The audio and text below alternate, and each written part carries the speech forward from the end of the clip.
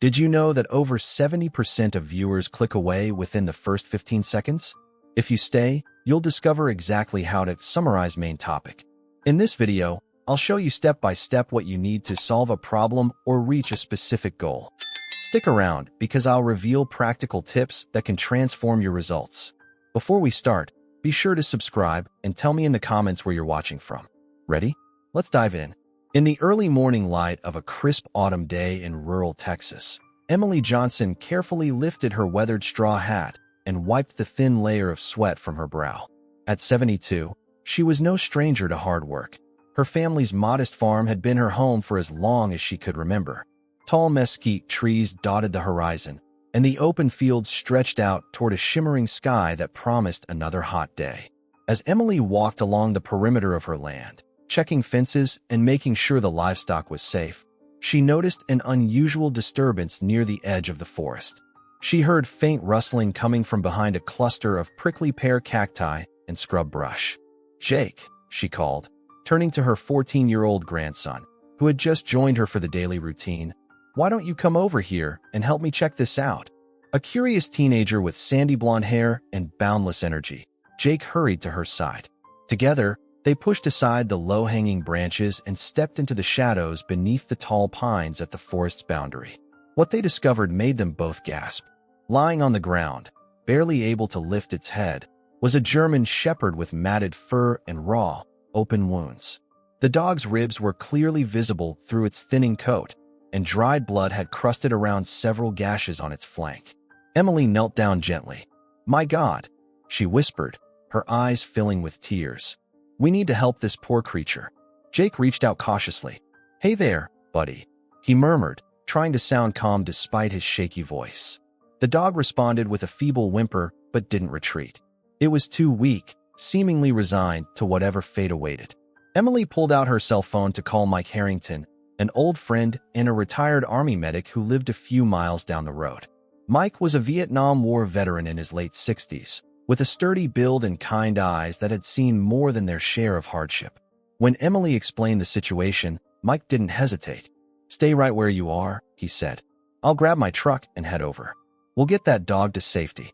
While they waited, Emily removed her jacket and carefully laid it over the trembling animal, trying to keep the flies off and provide some warmth.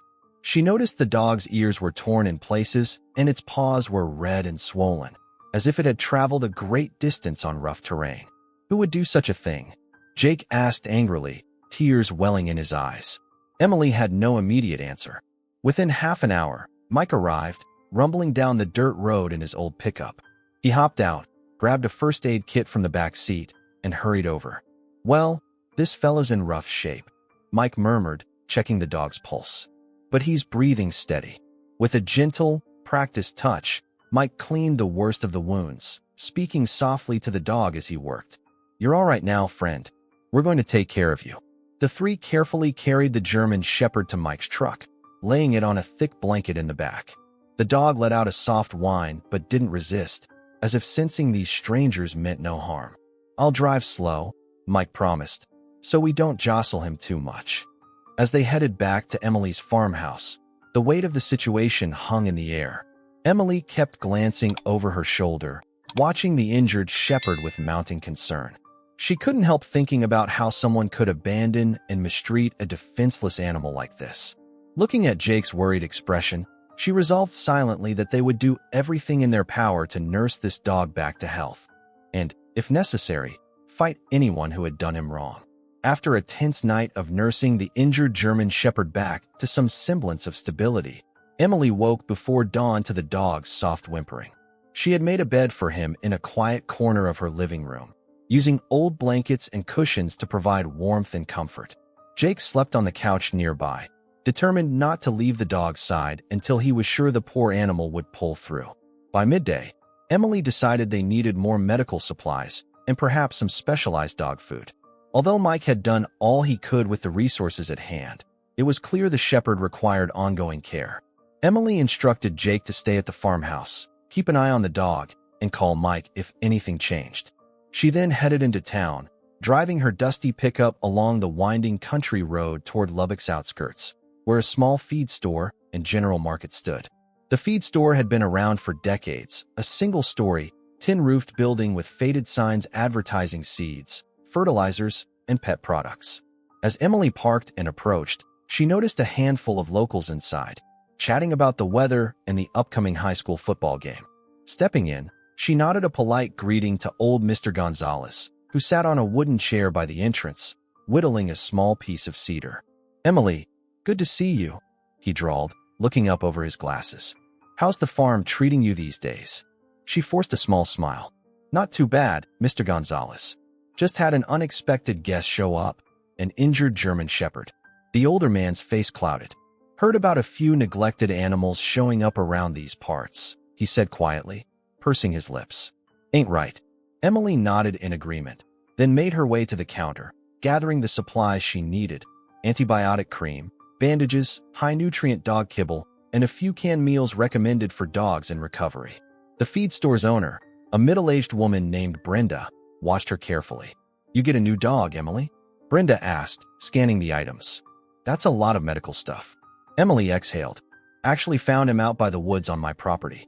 Poor boy's in terrible shape." Brenda's expression turned grim, and she leaned forward, lowering her voice. "I heard folks say that Richard Carter's been dumping dogs that don't meet his standards anymore. You know how he is, breeds them for competitions and shows. Once a dog's injured or no longer profitable."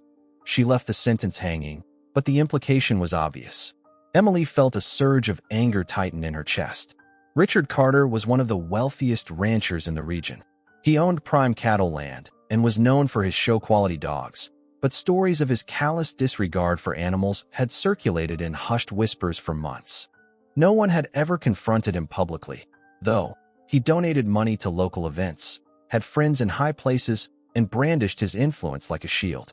She paid for her supplies and quietly thanked Brenda for the information. On her way out, she overheard two other customers talking near a shelf of dog collars. "Carter keeps those prize-winning German shepherds in fancy kennels, right?" asked the first man. The second man shrugged. "Sure, until they can't compete anymore. Then I guess they're just another mouth to feed." Stepping onto the wooden porch outside, Emily paused to collect herself. She felt an unsettling combination of sorrow and outrage. The dog they'd rescued, who Jake had already begun calling Max, could very well be one of Richard Carter's throwaways. And if that were true, she knew she couldn't let the matter rest. As she climbed back into her pickup, Emily thought of Jake's compassion and how deeply he'd been affected by the dog's condition. It wasn't just about saving one animal. It was about putting a stop to whoever was responsible for such cruelty, no matter how powerful they were. Turning the ignition, she resolved to gather solid proof if Richard Carter truly was behind these abandonments. Once she had the facts, she'd make sure everyone in Lubbock County knew exactly what kind of man he was. The next afternoon, Emily pulled into the long, paved driveway of the Carter estate. Despite having driven past the sprawling ranch countless times, she rarely had reason to visit. The Carter property was a gleaming display of wealth in otherwise modest surroundings. Acres of immaculate pasture, pristine white fences, and a mansion that loomed like a castle in the Texas sun. She couldn't help feeling a sense of unease as she parked her old pickup truck beside the manicured lawns. Clutching a folder containing photographs of Max's injuries, Emily squared her shoulders and approached the colossal wooden front door. She knocked firmly. Her heart thumped in her chest, but she reminded herself that she was doing the right thing. After a moment, the door swung open, revealing a stern-faced housekeeper who looked her up and down. "May I help you?" the woman asked in a clipped tone. "I'm here to speak with Mr. Carter," Emily replied evenly. "My name's Emily Johnson. It's regarding an important matter." The housekeeper hesitated, then motioned Emily inside. The entryway opened into a grand foyer, polished tile floors reflecting the light from an ornate chandelier. Emily could see into a lavish living area, complete with leather sofas and floor-to-ceiling windows overlooking the rolling pastures. She tried not to let the opulence intimidate her. "Please wait here," the housekeeper instructed before disappearing down a hall. Emily inhaled deeply, bracing for what would surely be a difficult conversation. Her gaze wandered over paintings of champion horses and a large photograph of Richard Carter shaking hands with a senator. This was a man used to having influence, but Emily reminded herself that truth was on her side. Soon enough, heavy footsteps echoed across the tile. Richard Carter appeared, impeccably dressed in pressed jeans, polished boots, and a crisply ironed button-down. His salt and pepper hair was neatly combed, and his expression suggested a carefully contained annoyance.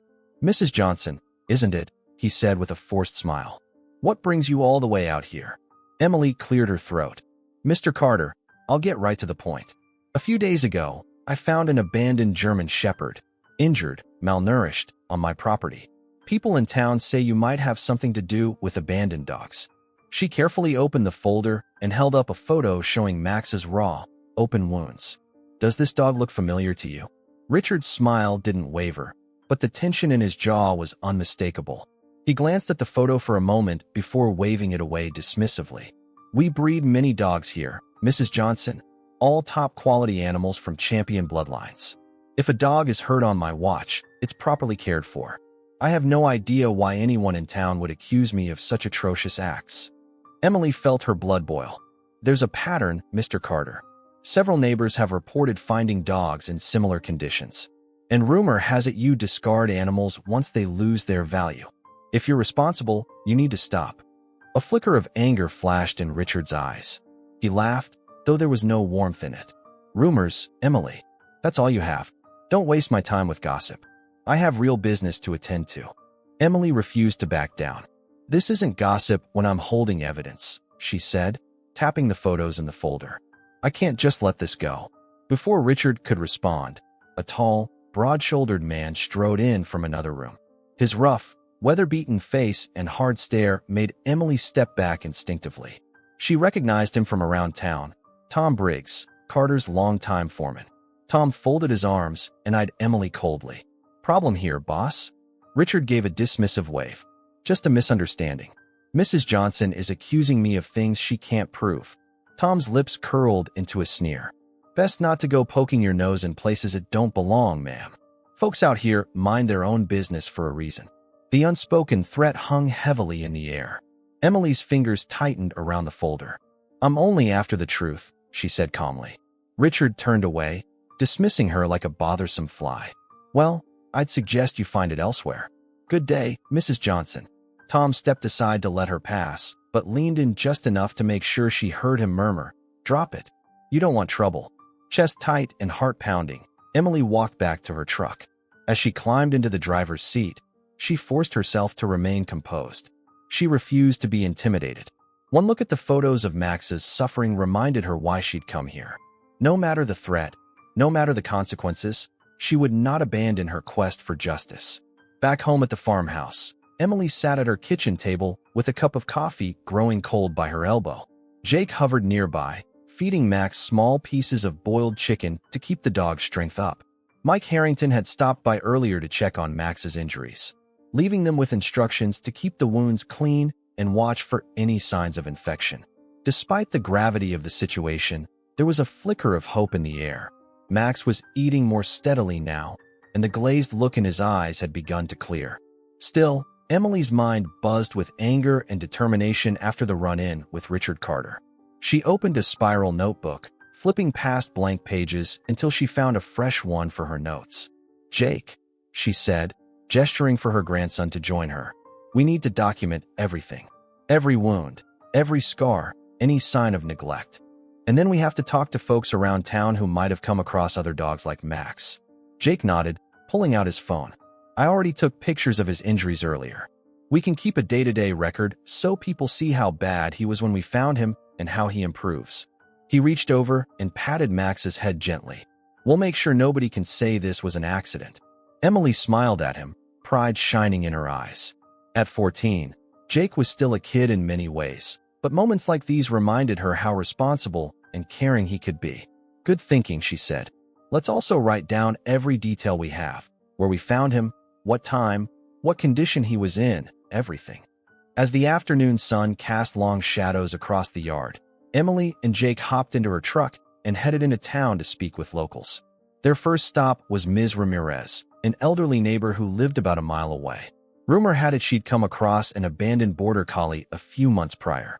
When Emily and Jake arrived, Ms. Ramirez greeted them warmly from her rocking chair on the porch. "I'd be happy to tell you what I know, Ms. Ramirez said, inviting them to sit. She described how she'd found a gaunt, exhausted border collie limping along the roadside near her property. Looked like it had been used for herding but got too old or too slow, she recalled, shaking her head sadly. I never got a name out of that dog, but I nursed him back until a rescue group took him in. Emily scribbled furiously in her notebook. Did you ever hear anything tying Richard Carter to dogs like that? Ms. Ramirez pursed her lips. No direct proof, but everyone knows Carter breeds show dogs. Some of those animals never make it to competition level. Folks whisper he's not the type to waste money on an animal that can't perform. They thanked Ms. Ramirez and promised to keep her updated. Next, they visited Paul and Wendy Thompson, a young couple who ran a small horse training operation. They, too, recounted a chillingly similar tale. A German Shepherd mix left wandering near their stables, underweight and skittish. They had no paperwork, but the dog bore a distinctive ear tattoo, the kind some breeders use for identification. That tattoo linked the dog to a kennel a few counties over, Paul said. Heard Carter had connections there, but nobody wanted to confirm it. Too scared, I guess. Finally, after several more conversations, Emily and Jake ended up at Mike Harrington's place. He examined the notes and photos they'd compiled throughout the day. You're definitely onto something, Mike said, his voice rough with concern. But you'll need more than rumors. If Carter has friends in high places, you'll want airtight evidence. Emily glanced at the binder, now brimming with statements and photographs. She thought about Carter's dismissive attitude, Tom Briggs's thinly veiled threat, and the frightened expressions of neighbors who were afraid to speak up. A flame of resolve burned inside her. Then we'll get more proof, she said, meeting Mike's gaze. If he's responsible, the whole county is going to know the truth.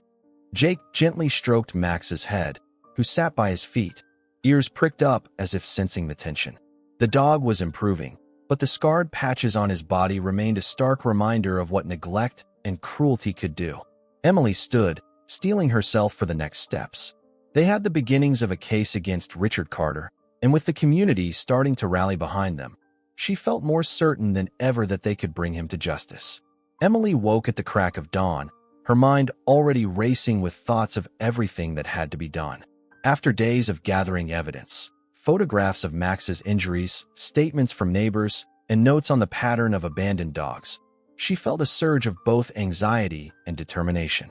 Sitting at her kitchen table, she sifted through a stack of papers, carefully organizing them into neat piles.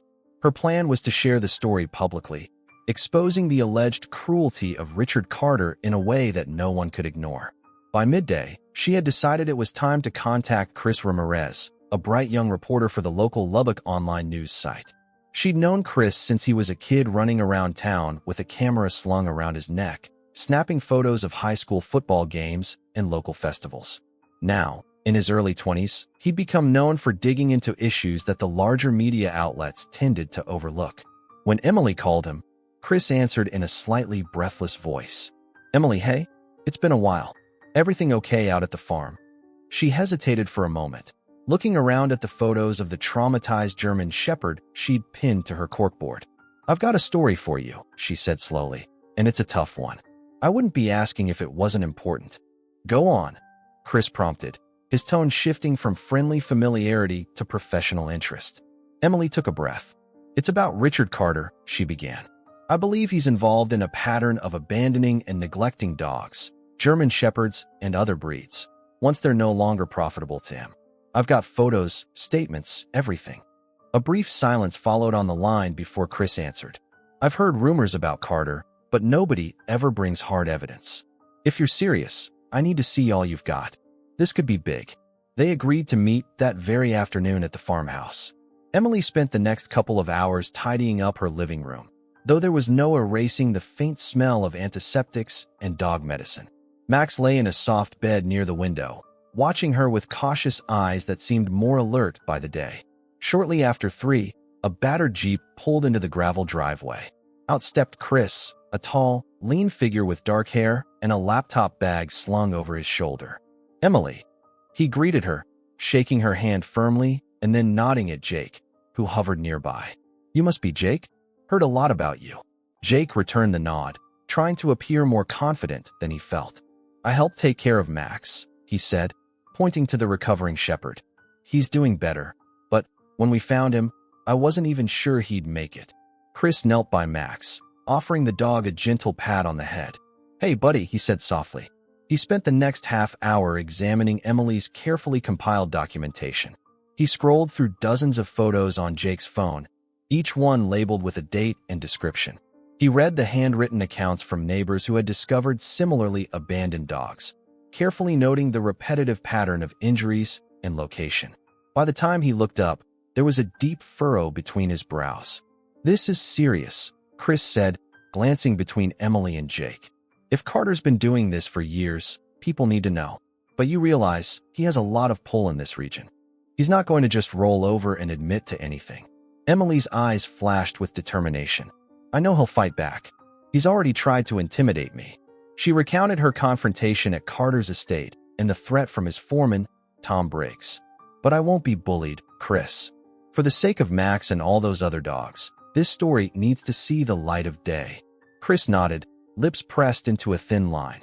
"All right, I'll write up the piece, and we'll run it on the Lubbock Tribune's website. I'll include photos and interviews with you and the other witnesses. If it sparks enough attention, maybe the bigger outlets will pick it up." That evening, after Chris had gone, Emily felt a mixture of relief and apprehension. She knew that once the story was out, there would be no turning back. She tried to settle into her usual routine, feeding the animals, collecting eggs from the chicken coop, and preparing supper, but her mind kept wandering to the possible repercussions. With Carter's connections, could he harm their family? Or would he attempt some legal maneuver to silence them? Jake sensed her tension. At dinner, he leaned across the table, speaking in a low voice so Mike, who was also there, wouldn't overhear. "Grandma," he said, "are you scared about what Carter might do?" Emily pressed her lips together, then sighed. "A bit, yes," she admitted. "But sometimes doing the right thing means taking risks. I'm not going to let fear stop us from protecting innocent animals." Jake nodded solemnly, as though absorbing a lesson that would stay with him for the rest of his life. He reached down to scratch Max behind the ears. "We've got to do this for him, too," he whispered, his voice quavering slightly. The dog let out a quiet whine, pressing his muzzle against Jake's hand. The following morning, Chris's expose was published under the headline, "Local Rancher Suspected of Abandoning Show Dogs." The article laid out all the evidence, painting a harrowing picture of dogs cast aside once they were no longer profitable. Within hours, comments flooded the website, and the story began to spread rapidly across social media platforms. At first, it was mostly locals expressing outrage and disbelief. Then, as hashtags about animal cruelty and justice for the dogs gained traction, people from nearby towns and even other states chimed in. Angry readers demanded accountability, calling upon local officials to investigate. Some praised Emily's courage for speaking out. Others, though, questioned the validity of the accusations, citing Carter's philanthropic endeavors, his sponsorship of youth rodeos, donations to schools, and financial support for community fundraisers. A debate raged online, with heated arguments on both sides. But the momentum was undeniable. By late afternoon, regional news stations had started picking up the story. A local radio host invited Chris to discuss his findings, and Emily found herself fielding calls from community members, asking if there was anything they could do to help.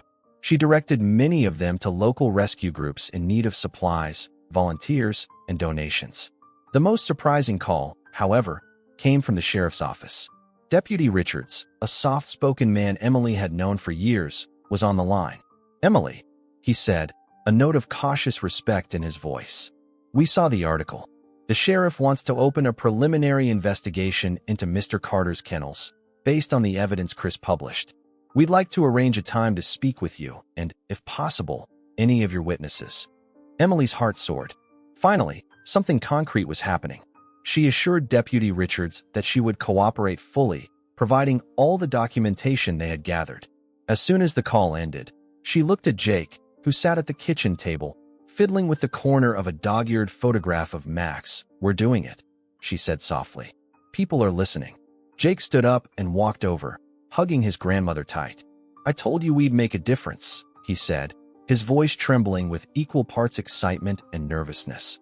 Meanwhile, in the background, Mike patted Max's head gently. The old veteran's gaze hardened. If Carter tries to pull anything, we'll be here, he said quietly, as if making a vow.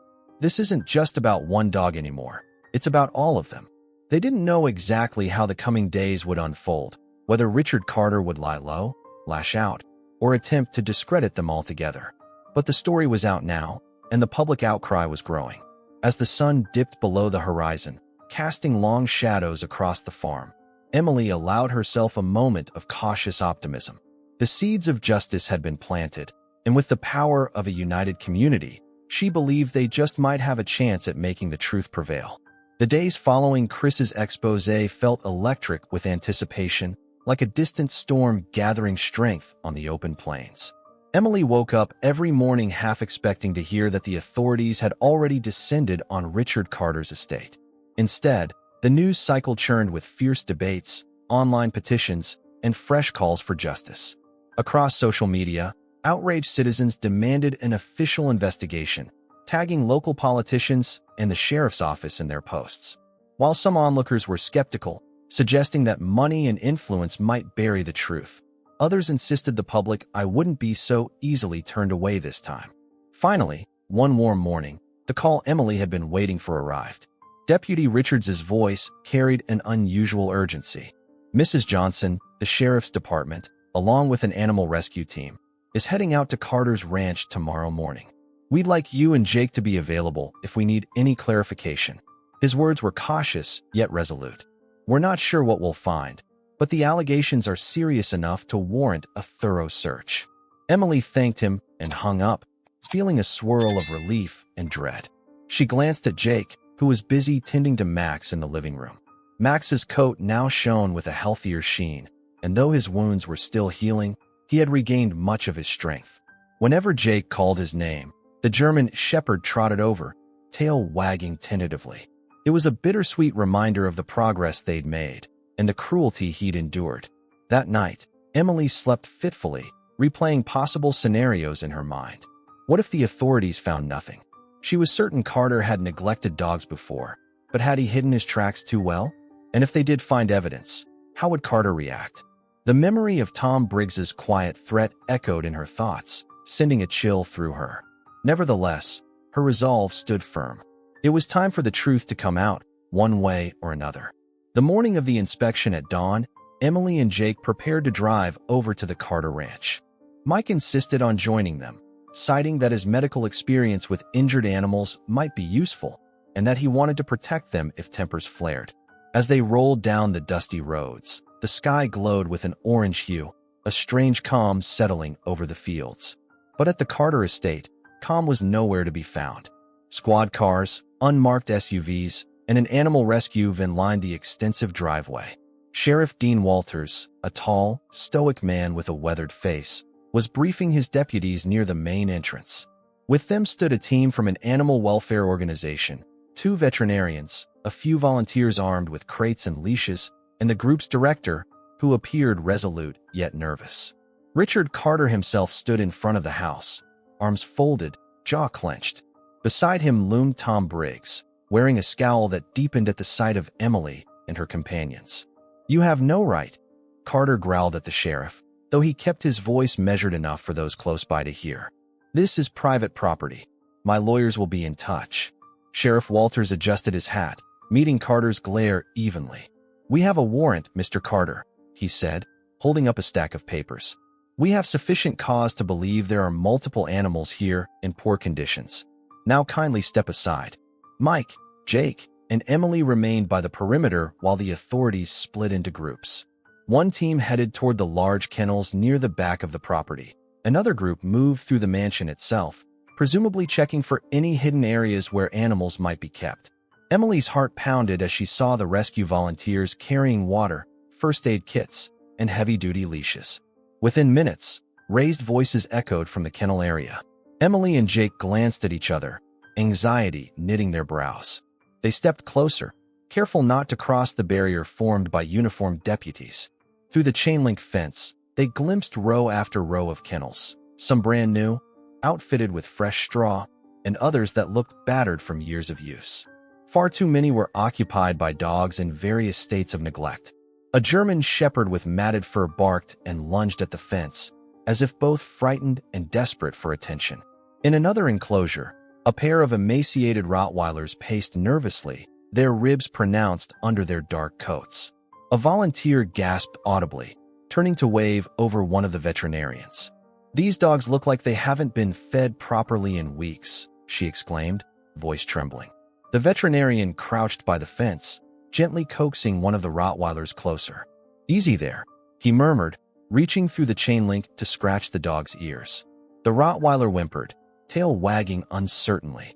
It was a heartbreaking display of fear mixed with the faint hope that kindness might finally be at hand.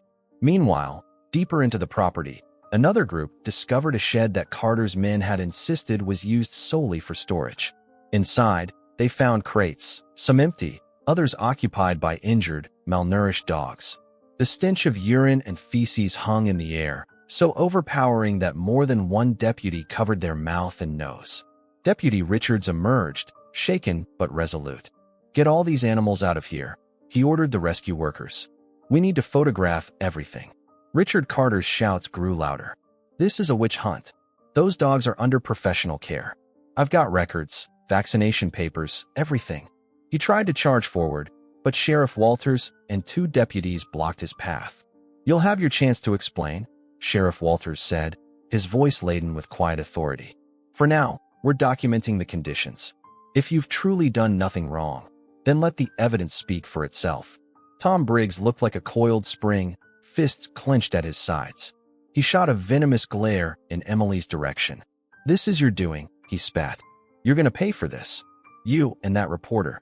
Emily's stomach twisted at the overt threat, but she set her jaw, refusing to back down. "The truth needed to come out," she said softly, meeting his stare. The turning point as the inspection wore on, the volume of incriminating evidence mounted. Photographs captured the filthy kennels, lack of proper veterinary care, and severely underweight dogs. By mid-afternoon, several vehicles from a nearby animal shelter arrived to transport the rescued dogs to a safer location.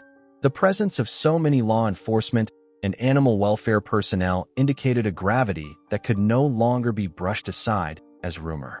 Jake, watching from a distance, felt tears prick at his eyes.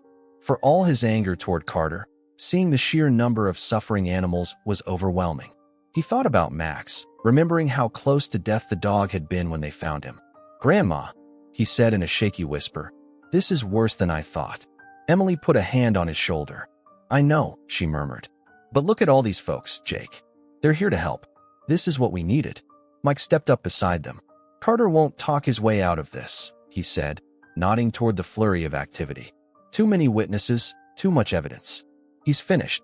As the sun began its slow descent, the sheriff's department loaded the final group of distressed dogs into the waiting rescue vans. A hush fell over the scene, a collective moment of disbelief at the scope of what they'd uncovered. Richard Carter stood with arms crossed, face pale with fury. It was clear that his longtime foreman, Tom Briggs, was itching for a confrontation, but every uniformed deputy seemed poised to intervene if he tried anything. Sheriff Walters approached Carter one last time.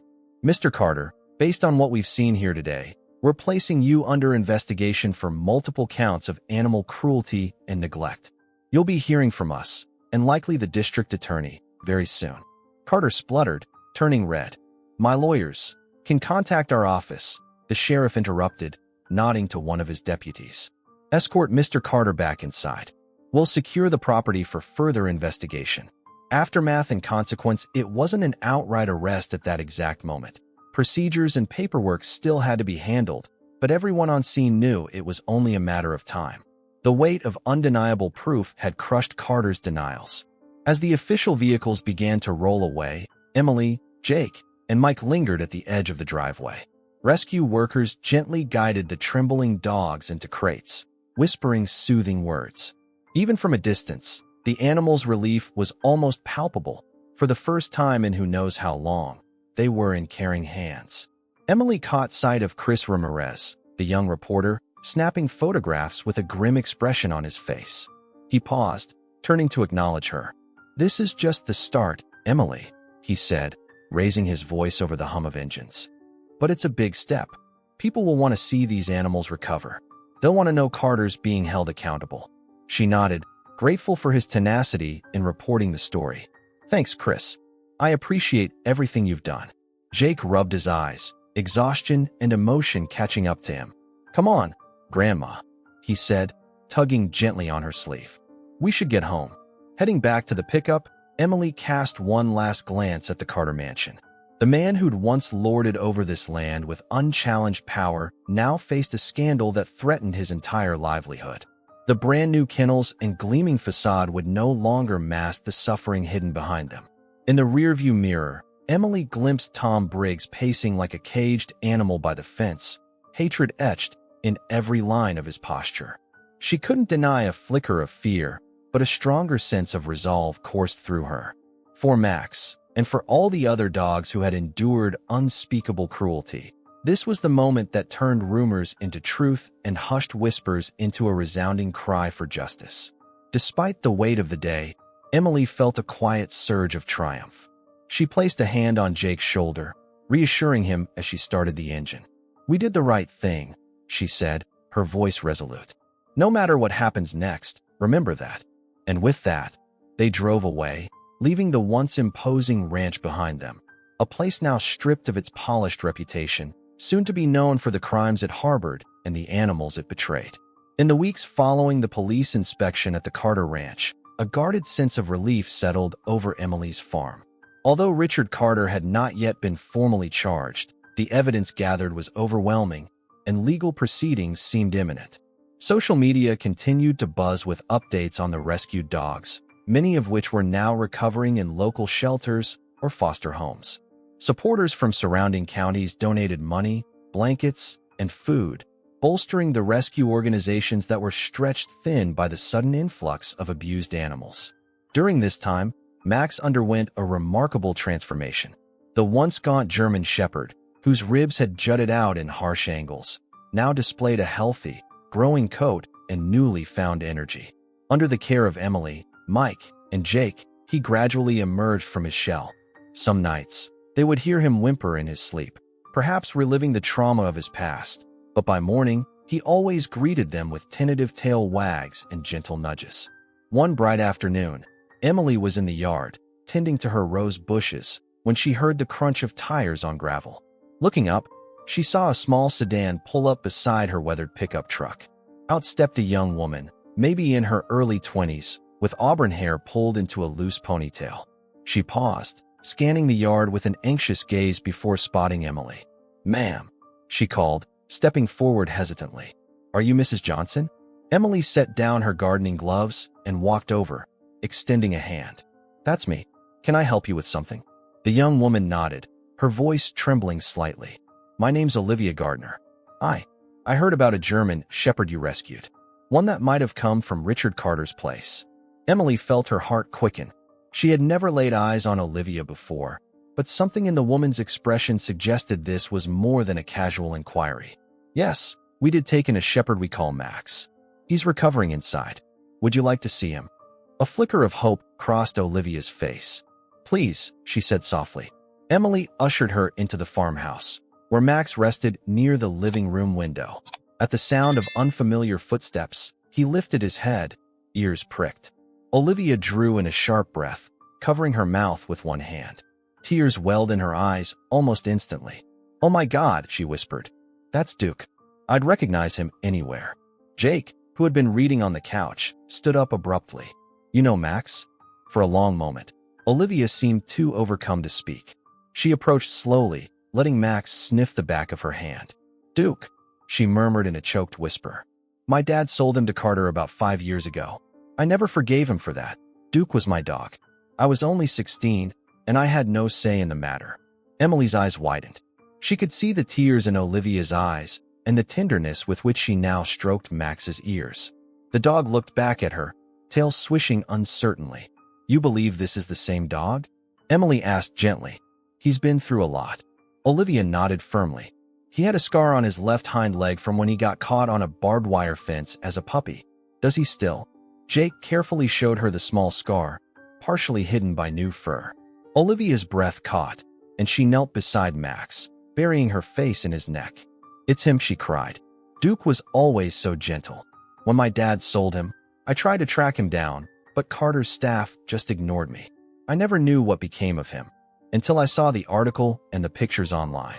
Emily exchanged a glance with Jake. They had grown attached to Max, but it was clear that he had a history before coming into their lives.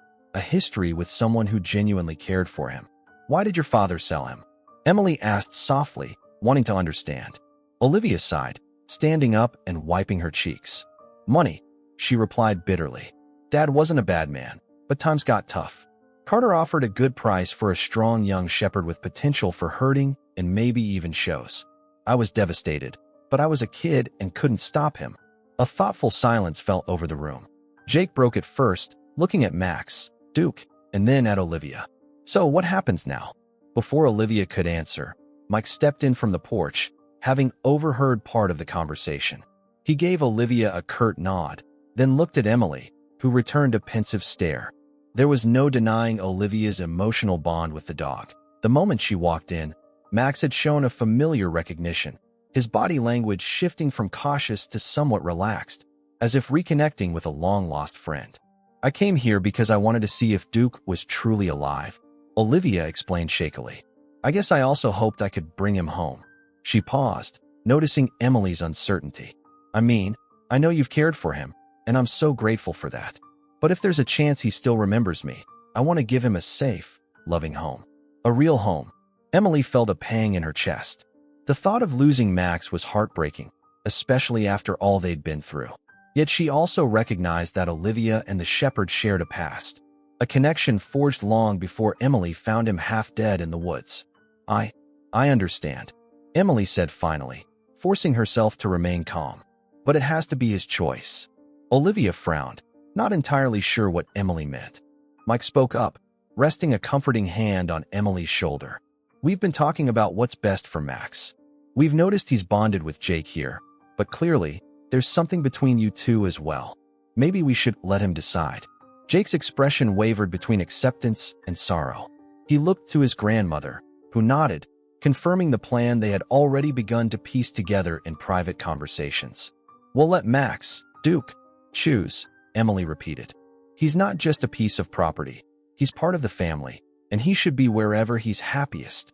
Olivia wiped her tears, gratitude and apprehension mingling in her eyes. I respect that, she whispered, moving to stroke Max's ears once more. Whatever he decides, I won't argue. I'm just glad he's alive and cared for. As the afternoon sun filtered through the windows, illuminating dust motes in the air, Max blinked at the small gathering of humans around him.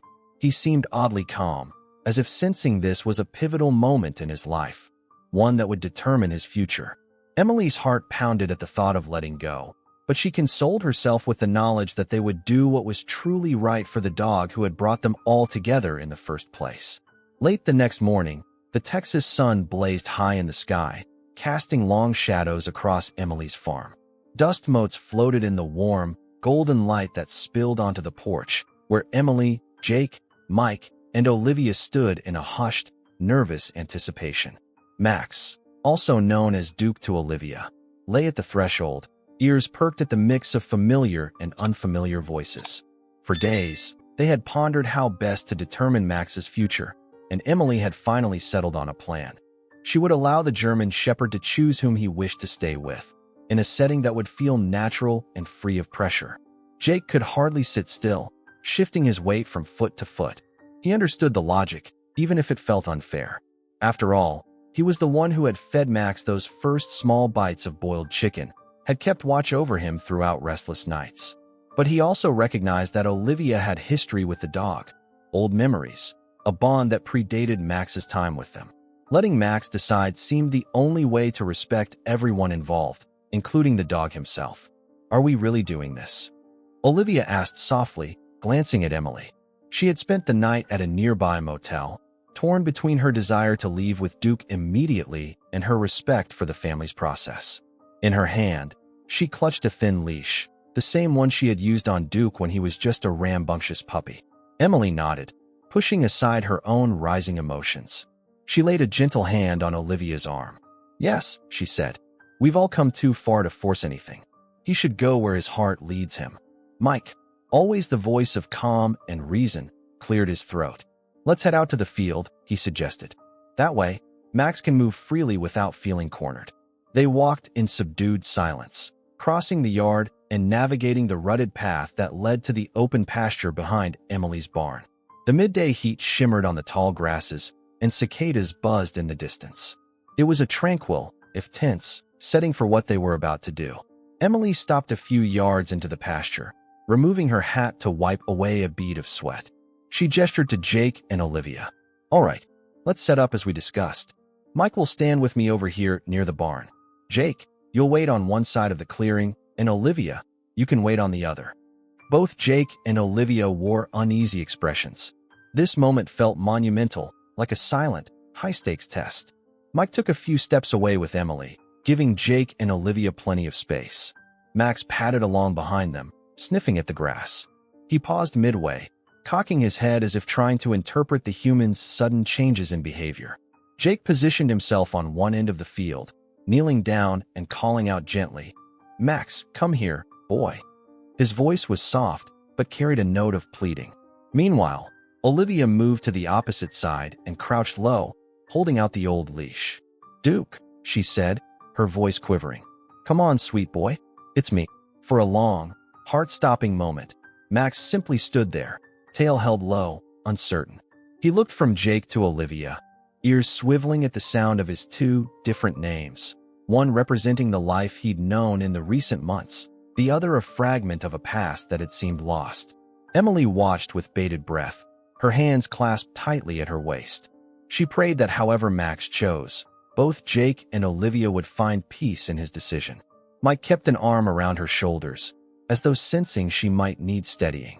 Slowly, Max took a tentative step toward Jake, then paused. He glanced over at Olivia, sniffing at the warm breeze that blew across the field. Olivia's eyes glistened with tears as she whispered, "Duke." Her lips trembled with emotion. Jake, swallowing hard, reached into his pocket, retrieving one of the small treats he often carried for Max. "Remember these?" he asked, voice cracking slightly. "You liked them so much when you first came here." The dog sniffed the air, tempted by the familiar scent. He took another few steps toward Jake. But then, as if recalling a distant memory, he turned his gaze back to Olivia. Something in his posture shifted, recognition? A flood of recollections from the time when he was a carefree puppy, sprinting around a yard with a young girl named Olivia trailing behind. Mike exhaled slowly, shaking his head. "I don't think I've ever seen a moment like this," he murmured to Emily, overwhelmed by the palpable emotion in the air. In that instant, Max made his move. He walked deliberately toward Olivia, ears pricked, tail starting to wag in a slow, tentative rhythm. Olivia's eyes brimmed with tears, and she whispered encouragement. "That's right. It's me. You're Olivia." Jake's face fell momentarily, disappointment seizing his features, yet he maintained a brave front, knowing this might happen. When Max came within a couple of feet of Olivia, he paused, giving one last glance back at Jake. As if sensing Jake's heartbreak, Max let out a gentle whine and then took a decisive step forward, pressing his nose into Olivia's shoulder. A small sob escaped Olivia's lips, and she wrapped her arms around Max's neck, tears wetting his fur. "Duke? Oh, Duke," she murmured. Emily could see Jake biting his lip, fighting back tears of his own.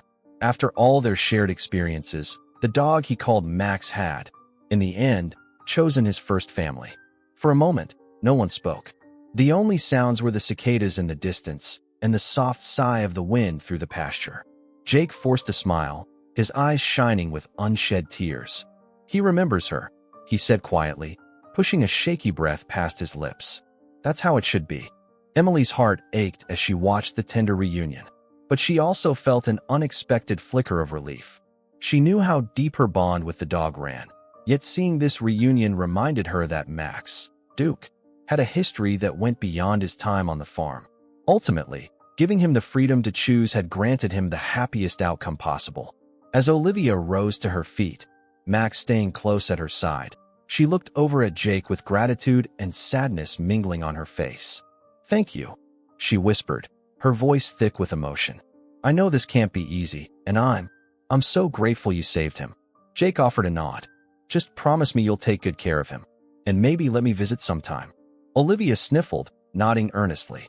Of course, he'll always be yours, too, in a way. I'll keep you updated on everything. Send pictures, anything you want. With that, Emily and Mike walked over. Emily placed a comforting hand on Jake's shoulder and then reached out to Olivia. "You have a good soul," she said, her own voice trembling. "He's a special dog. Promise me you'll keep him safe." "I promise," Olivia replied firmly, meeting Emily's gaze with unwavering sincerity. Despite the lingering ache of parting, they led Max back toward the farmhouse, the mood subdued but reverent. Olivia would stay for a short while longer, gathering her things and arranging for the trip home. In the interim, Max ambled between Jake and Olivia, as though sensing the need to console both of them. Emily knew they had made the right choice, even if the parting stung like a fresh wound. This wasn't a loss so much as a testament to the dog's enduring connection to his past, and an affirmation that genuine love sometimes involves letting go. As the sun rose higher, washing the farm in a brilliant light, Emily felt an odd mixture of sorrow and pride. They had done right by Max, granting him the life he deserved. Standing on the porch, her arm around Jake, Emily watched as Max followed Olivia into the house for a final look around his temporary home. "We'll always be here for him," she whispered to Jake, her voice thick with tears she refused to shed. And that's what matters. Nearly 2 months had slipped by since the dramatic police inspection at the Carter estate. For Emily and the rest of the community, those weeks felt like a restless stretch of waiting. Waiting for charges to be officially filed, waiting for the legal system to churn through its processes, and waiting to see whether an influential man like Richard Carter could somehow evade accountability. As local media buzzed with updates, the story had grown beyond county lines, becoming a lightning rod for debates on animal cruelty laws and the power of wealth to corrupt small-town justice. During that interval, Emily sometimes heard from Olivia, who phoned or texted with updates about Max, still called Duke in her household. He was thriving in a cozy suburban home on the outskirts of Dallas, complete with a wide backyard where he could run freely.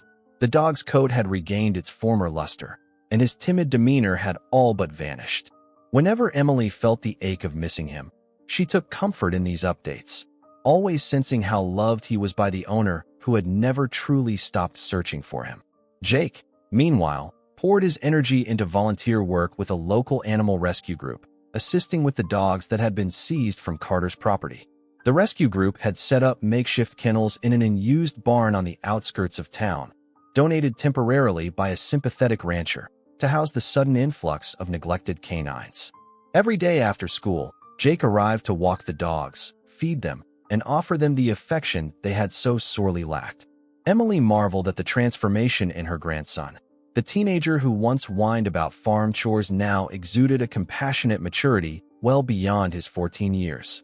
Then, at long last, the district attorney's office made its move.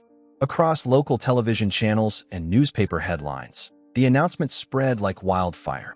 Richard Carter had been formally indicted on multiple counts of animal cruelty and neglect. The charges included failing to provide adequate care, abandoning numerous animals, and, in the most egregious cases, allowing dogs to suffer without necessary veterinary attention. Despite Carter's high-profile attorneys challenging every aspect of the investigation, the evidence, meticulously gathered by the sheriff's department, the rescue organization, and, in part, by Emily and her neighbors, proved formidable. The trial date was set, and although it took several more weeks of pre-trial motions, depositions, and legal wrangling, a sense of collective relief began to settle over the community. No one doubted that the legal battle would be fierce, given Carter's resources and determination to protect his reputation.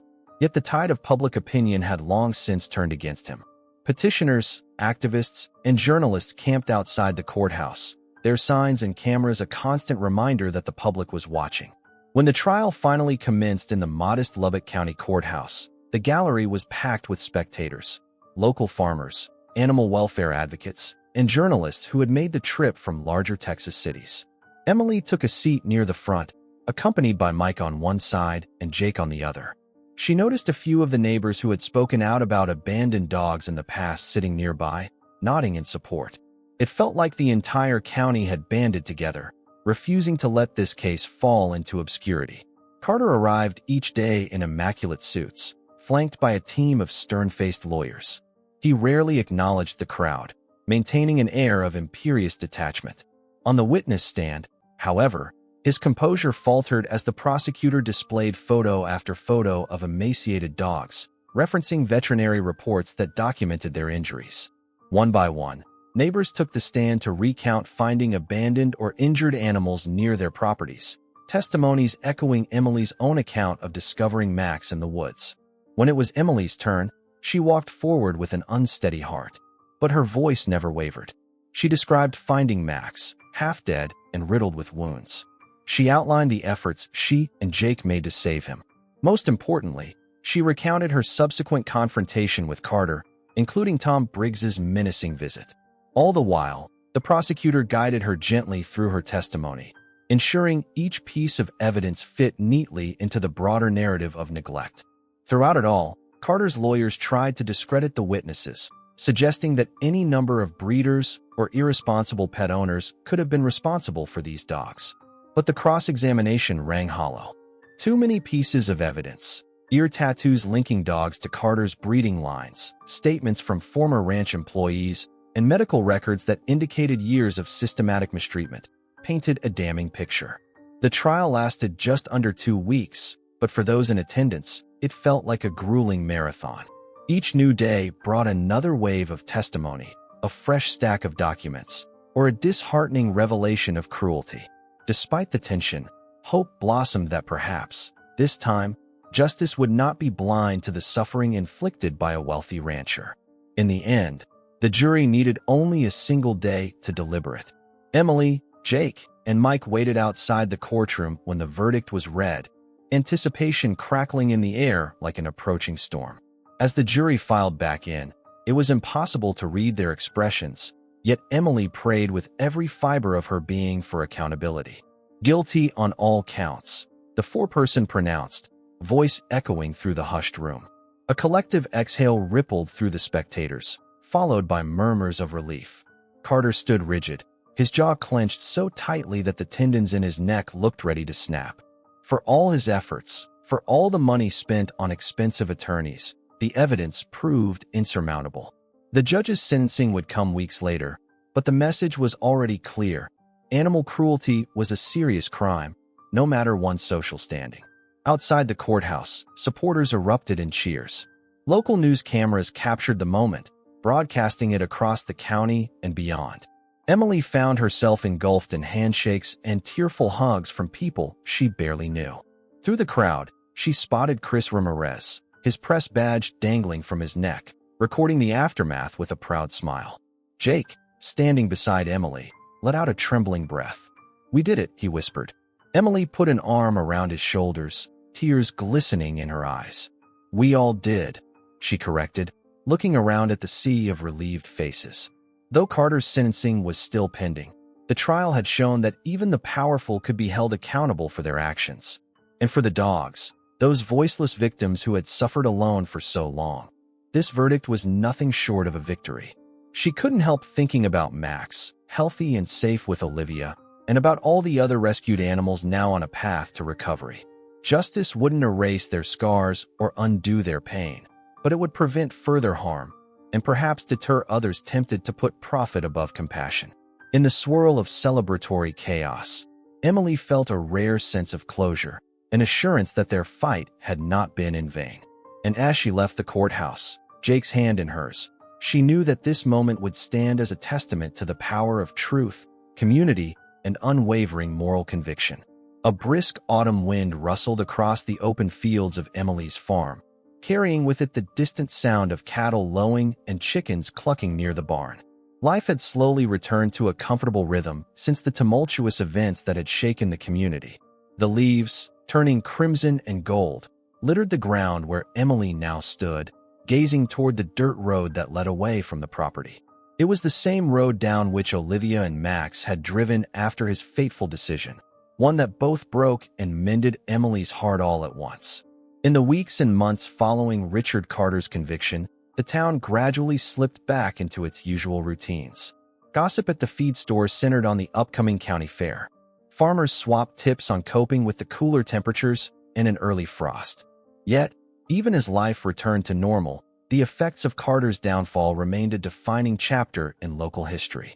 Nearly everyone in the area felt a renewed sense of responsibility toward the animals in their care, and the local rescue organizations reported a surge in volunteers, a tangible sign that empathy had triumphed over complacency. Jake, now brimming with confidence from his volunteer work, blossomed in ways Emily hadn't anticipated. He'd grown taller over the summer and had begun helping Mike around the farm, learning practical skills like fencing repairs and basic animal husbandry. "We can't save every dog in Texas," Jake admitted to Emily one evening, wiping sweat from his brow after a long day. "But I figure if we start here, do what we can, maybe it makes a difference." His words echoed the wisdom of someone who had seen firsthand the impact of compassion. During this time, Olivia stayed true to her promise. Every few weeks, a letter or message arrived, complete with photos of Max, still lovingly called Duke, in her home. Emily treasured each snapshot. There was Max sprawled out in Olivia's sunny backyard, eyes half closed in contentment. Max loping through a grassy field, ears alert and tail wagging. And Max curled up beside Olivia on the couch, his head resting comfortably on her knee. In every image, Emily noted how healthy he looked, how confident. The scars he carried were still faintly visible in some pictures, but the light in his eyes told the real story. He had found peace. One crisp morning, a car rumbled up the driveway, Olivia's sedan. The door opened, and out bounded Max, racing across the yard as if he'd never left. Emily and Jake stepped off the porch in disbelief. They had known Olivia planned a visit, but the sight of Max galloping toward them still stole the air from Emily's lungs. Tail wagging furiously, he skidded to a halt in front of them, first nuzzling Jake's outstretched hand, then gently pressing his muzzle against Emily's side. Tears pricked Emily's eyes as she dropped to her knees and wrapped her arms around the dog's sturdy neck. "Hello, sweet boy," she murmured. Her voice, choked with emotion, wavered as she felt his warm breath against her shoulder. Though months had passed, the bond remained, transformed perhaps, but unbroken. Olivia approached, smiling at the reunion. "I figured a road trip would do us both good," she said, running a hand through her auburn hair. "He gets so excited every time we hit the highway, like he knows this place is waiting." Emily looked up at the young woman, tears glistening. "You kept your word," she said softly, trying not to let her voice crack. "That means more to me than you'll ever know." Over the next few hours, Olivia and Emily chatted like old friends, sipping sweet tea under the shade of a towering oak tree, while Jake and Max roamed the property. Max trotted through the barn, sniffing at familiar corners, as though double-checking the memories he'd left behind. The tension that once hung over their lives had dissipated, replaced by something far gentler, gratitude. Eventually, Olivia rose, brushing dust from her jeans. "I should get going," she said, regret shadowing her features. She glanced at Max, who padded back to her side. "But we'll be back soon, if that's okay with you, Miss." Emily stood, setting her glass aside. She walked over to them, placing a hand on Olivia's arm and another on Max's head. "You're welcome anytime," she said, voice filled with a firm kindness. "This land, this farm, will always be a second home for the both of you." Jake, silently watching from a few feet away, managed a smile.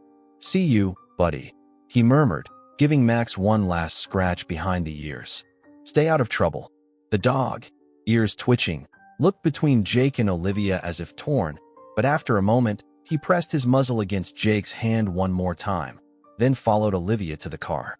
As the sedan pulled away, Emily felt a pang in her chest, the same bittersweet sting she'd experienced when Max first left. Yet that ache was now colored by acceptance, an understanding that sometimes doing the right thing meant letting go. Late that afternoon, she found herself standing by the fence that overlooked her property, watching the sky blaze crimson as the sun dipped low. Mike joined her, leaning against the fence rail. "You all right?" he asked gently. She nodded, taking in the endless stretch of fields. "I am," she replied, soft but certain. "Sometimes love is about setting them free, you know? Making sure they're where they truly belong." Mike squeezed her shoulder lightly. "You did good, Emily. We all did."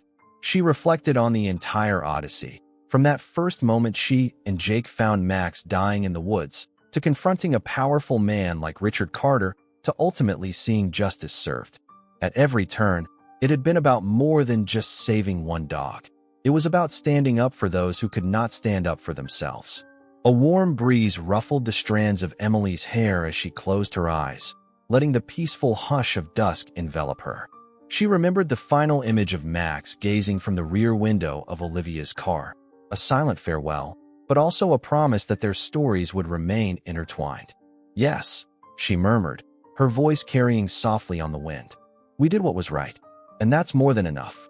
Leave a like, subscribe to the channel, turn on the notification bell, and if you watched all the way through, comment, "I watched all the way through," and share your thoughts about this story.